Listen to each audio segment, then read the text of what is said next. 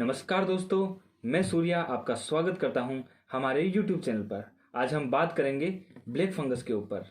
Black fungus के precautions क्या है और ब्लैक फंगस का ट्रीटमेंट क्या है। तो आपको अगर ये वीडियो पसंद आए तो please like, share and subscribe ज़रूर कीजिएगा और लास्ट तक इस वीडियो को ज़रूर देखिएगा।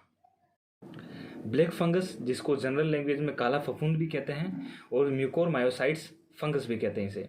ओके, आज हम बात करते हैं कि ये नॉर्मली हमारे एनवायरनमेंट में प्रेजेंट रहता है और जहाँ पर इसे फेवरेबल कंडीशंस मिल जाती है वहाँ ये डिपॉजिट करना और ग्रोथ करना शुरू कर देता है। फेवरेबल कंडीशन जैसे कि जहाँ नमी मिल जाती है, नमी मिल जाना, या फिर फूड, बहुत टाइम से फूड रखा हुआ है तो वहाँ पर ये जो क्या है, इसके फेवरेबल कंडीशंस है और ये मिलते ही है ग्रोथ करना शुरू कर देता है। फॉर एग्जांपल आपने देखा होगा हमारे घर में भी, जैसे नमी की वजह से, बारिश में नमी होती है ना, तो नमी की वजह से दीवारों पे आपने ब्लैक फंगस देखी होगी, या अचार में भी आपने ब्लैक कलर की फंगस देखी होगी, ब्लैक एंड वाइट कलर की फंगस देखी होगी।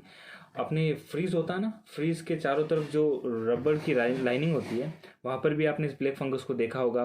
रोटी, ब्रेड, इन सब के ऊपर आपको ने इसको देखा होगा, क्योंकि ये जनरली हमारे एनवायरनमेंट में प्रेजेंट रहता है और जैसी फेवरेबल कंडीशन मिलती है वो डिपॉजिट करना शुरू कर देता है।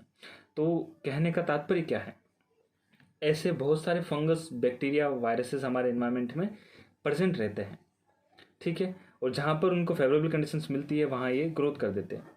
अब हमारे शरीर में भी हमारे शरीर का भी इनसे डेली आमना सामना होता रहता है, लेकिन हमें इनफेक्ट ये अफेक्ट क्यों नहीं करता? बिकॉज ऑफ हमारी इम्यूनिटी सिस्टम। जब तक हमारा इम्यूनिटी सिस्टम स्ट्रांग रहेगा तब तक जो एनवायरनमेंट में नॉर्मली जो प्रेजेंट रहते हैं वायरस, फंगस, बैक्टीरियाज, ये माइक्रो ऑर्गेनिजम्स हमारा कुछ नहीं बिगाड़ सकते। तो हमें मेनली हमारे इस इम्यूनिटी सिस्टम पर वर्क करना चाहिए। ओके, हर छोटी छोटी बातों पर हमें मेडिसिन का यूज़ नहीं करना है। एलोपैथ मेडिसिन का यूज़ ज़्यादा मात्रा में नहीं करना है। खुद एलोपैथ मेडिसिन जो प्रैक्टिशनर्स हैं, डॉक्टर्स हैं, वो खुद ये बोलते हैं कि ज़्यादा इनको अमाउंट में यूज़ नहीं करना है, क्योंकि इनके बहुत सारे साइड इफ़ेक्ट्स होते हैं। तो जब सीवियर कंडीशंस हो या जब आपको लग रहा है कि ठीक नहीं हो रहा है तो ही आप इन सब मेडिसिन को लीजिए, क्योंकि ये हमारे शरीर में नेगेटिव इफेक्ट डालते हैं, साइड इफेक्ट्स होते हैं बहुत सारे, और इम्यून सिस्टम को सप्रेस करने का भी काम करते हैं। जैसे डायबिटीज़ वाला पेशेंट हो गया, कैंसर पेशेंट हो गए, या हाई बीपी या लो बीपी वाले जो पेशेंट्स हो जाते हैं जिनको डेली मेडिसिन लेनी ही पड़ती है, मेडिसिन के बिना ये नहीं रह पाते, तो ऐसे पर्सनस में क्या है कि उनका इम्यूनिटी सिस्टम बहुत ही ज़्यादा वीक हो जाता है। और ऐसे पीपल्स में फिर ये जो नॉर्मल एनवायरनमेंट में जो प्रेजेंट रहते हैं, जैसे ब्लैक फंगस ही मान लो, ये फिर अफेक्ट करते हैं और फिर सीवियर कंडीशंस या लाइफ थ्रेटनिंग कंडीशंस प्रोड्यूस करते हैं, उत्पन्न करते हैं। तो हमें क्या ध्यान रखना है, इम्यूनिटी सिस्टम पर मेन फोकस रखना है। ओके, तो अब हम इसके प्रिकॉशंस के बारे में बात करते हैं। तो फर्स्ट प्रिकॉशन हमें ये रखना है कि डेली हैंड वॉश करना है, इसमें कोई लापरवाही नहीं करनी है। ओके, अगर हैंड वॉश नहीं करेंगे तो हाथों के थ्रू भी इन्फेक्शन फैल सकता है, फंगस अपने शरीर में एंटर कर सकता है, तो डेली हैंड वॉश करना है। सेकंड पॉइंट ये है कि डेली मास्क को धोना है, ठीक है। बाहर जाते हैं तो मास्क को अगर डेली वॉश नहीं करेंगे तो उसके थ्रू भी इन्फेक्शन फैलने का डर रहता है, तो डेली मास्क को धोना है। थर्ड पॉइंट है कि बाहर से अगर कोई भी चीज़ आ रही है, चाहे वेजिटेबल्स हो, चाहे फ्रूट्स हो, या अदर कोई भी चीज़ें हो, तो उन सबको डिसइंफेक्ट करना है। या वेजिटेबल्स और फ्रूट्स है तो उनको वॉश करना है अच्छे से, देन ही इसका यूज़ करना है, ठीक है। तो उन वेजिटेबल्स, फ्रूट्स को भी धोकर के यूज़ करना है। फोर्थ पॉइंट है कि कंटामिनेटेड फूड एंड वेजिटेबल्स का यूज़ बिल्कुल नहीं करना है। ताज़ा भोजन ही करना है। ताज़ा भोजन मतलब बासी भोजन नहीं करना है हमें।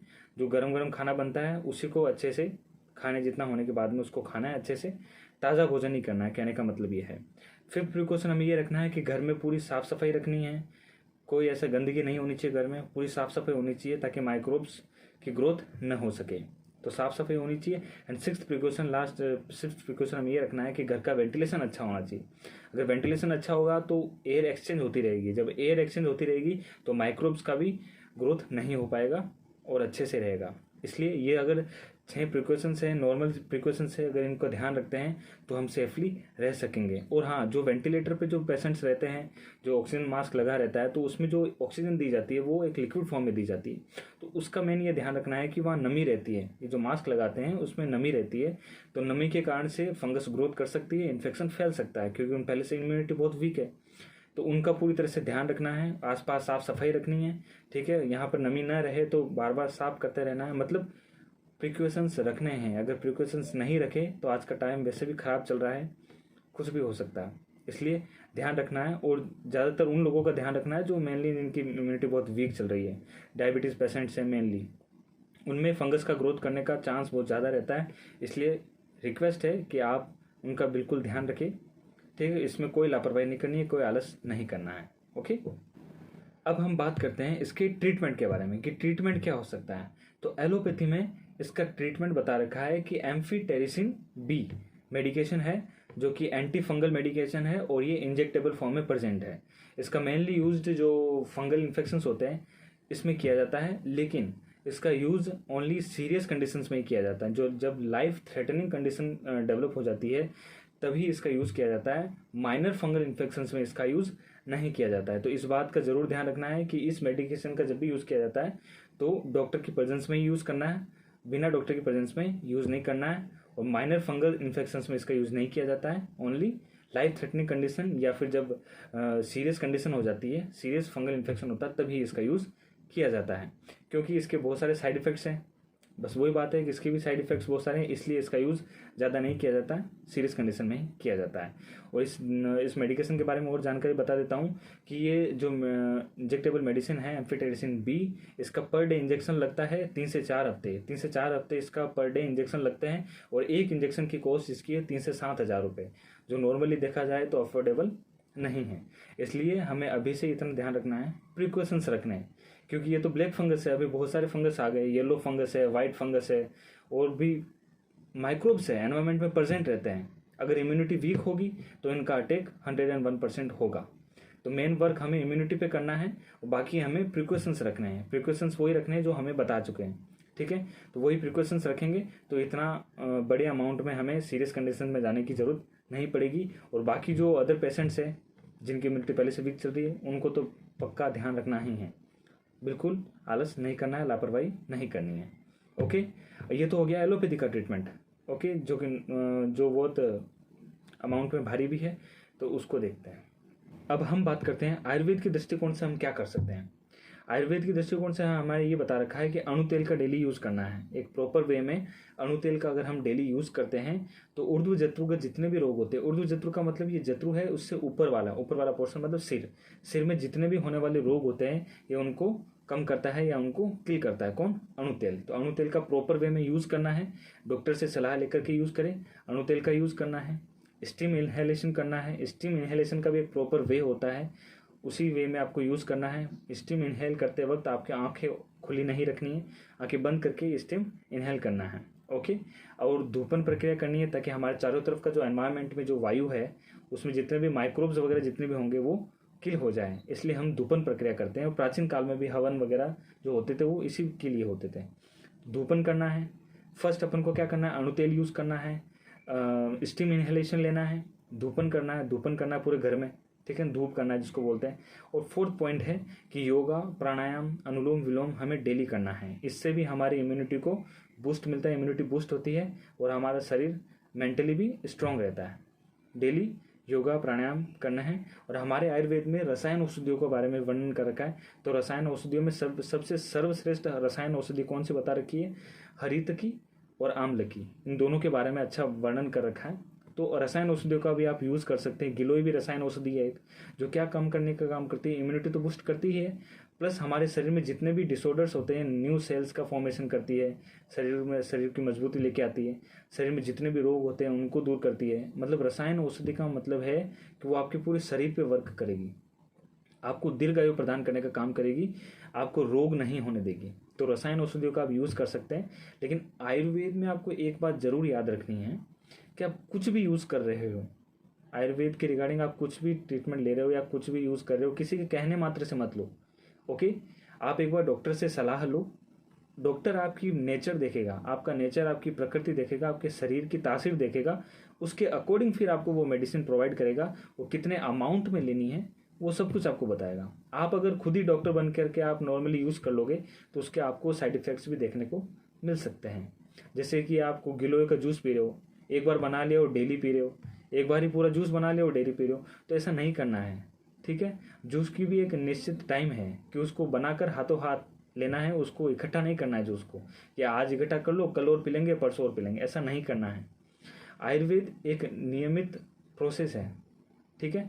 आयुर्वेद में एक एक पॉइंट जितना भी लिख रखा है वो कई सालों से उसका यूज़ करके, उसका सिद्धांत बना करके देन उसको बुक्स में लिखा गया है। ऐसे ही डायरेक्ट नहीं लिखा गया है, कई सालों तक उन बातों पे परीक्षण हुए हैं, प्रैक्टिकल्स हुए हैं, तब जाकर के उन चीज़ों को लिखा गया है।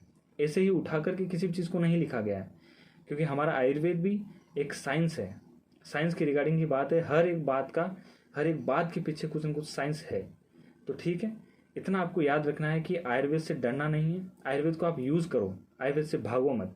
आयुर्वेद इतना हार्ड नहीं है कि आप उसका यूज़ भी नहीं कर पाओ।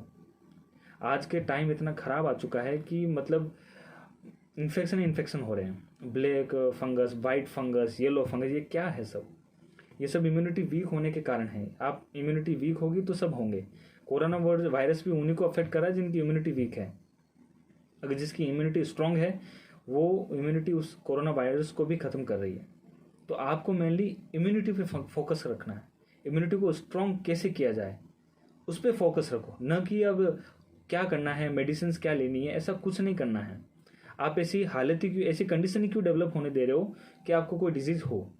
आप ऐसा करो ना, आप ऐसा काम करो ताकि आपको डिजीज़ ही ना हो। वो सिर्फ आपको आयुर्वेद बताएगा। आयुर्वेद के प्रयोजन में भी ये दे रखा है कि स्वस्थस्य स्वास्थ्य रक्षणम आतुरस्य रोग प्रशमनम च। मतलब कहने का मतलब क्या है, जो स्वस्थ व्यक्ति है उसके स्वास्थ्य की रक्षा कैसे की जाए और जो बीमार व्यक्ति है उसके रोग को कैसे दूर किया जाए, ये आयुर्वेद का प्रयोजन है। तो आयुर्वेद बताता है कि किसी रोग को कैसे काटना है, किसे हटाना है, और जो स्वस्थ व्यक्ति है उसको कैसे मेंटेन रखना है, उसके स्वास्थ्य को कैसे मेंटेन रखना है, वो सब आयुर्वेद बताता है। लेकिन आयुर्वेद को सब मिस यूज़ करते हैं, उसको सही ढंग से यूज़ नहीं करते, तो उनको उसका रिजल्ट मिलता नहीं है। प्रॉपर डॉक्टर्स की गाइडलाइन में आप हर चीज़ का यूज़ करें। बिना डॉक्टर की गाइडलाइन के अलावा, बिना डॉक्टर की कंसल्टेशन के अलावा आप यूज़ ना करें। किसी ने भी बोल दिया और आपने यूज़ कर लिया, ऐसा नहीं करना है। डॉक्टर से एक बार सलाह लीजिए, देन ही आप उसका यूज़ कीजिए। वो जितने भी प्रिकॉशंस अपन ने देखे हैं, जितने भी अभी अपन ने बताए हैं प्रिकॉशंस, आयुर्वेद में जितनी भी बातें बताई हैं, वो आप डेली रूटीन में यूज़ करो। डेली रूटीन में आप आयुर्वेद को अपनाओ। डेली रूटीन में अगर आप आयुर्वेद को अपनाते हो तो आपको बहुत चमत्कारिक प्रभाव देखने को मिलेंगे। ठीक है, आप जल्दी से जल्दी आप अफेक्टेड नहीं हो पाएंगे, आप अपने स्वास्थ्य को मेंटेन रख पाएंगे सिर्फ आयुर्वेद की बदौलत पे। ठीक है, और आप देख लीजिए क्या है। लेकिन मैं तो आपसे एक रिक्वेस्ट यही कहूँगा, मैं एक आयुर्वेद का स्टूडेंट होने के नाते आपसे एक ही रिक्वेस्ट कर सकता हूँ कि आप आयुर्वेद को अपनाएं। ज़्यादा से ज़्यादा आप आयुर्वेद को अपनी डेली रूटीन में अपनाने की कोशिश करें। अगर आपने आयुर्वेद को आपके डेली रूटीन में ले लिया तो आप स्वस्थ रहेंगे इस कंडीशन में, क्योंकि ये कंडीशन बिगड़ती जा रही है। हमने नेचर को बहुत तकलीफ़ दी है, तो थोड़ा तकलीफ़ हमें भी सहन करना पड़ेगा। इसलिए सेफ रहे, स्ट्रांग रहे।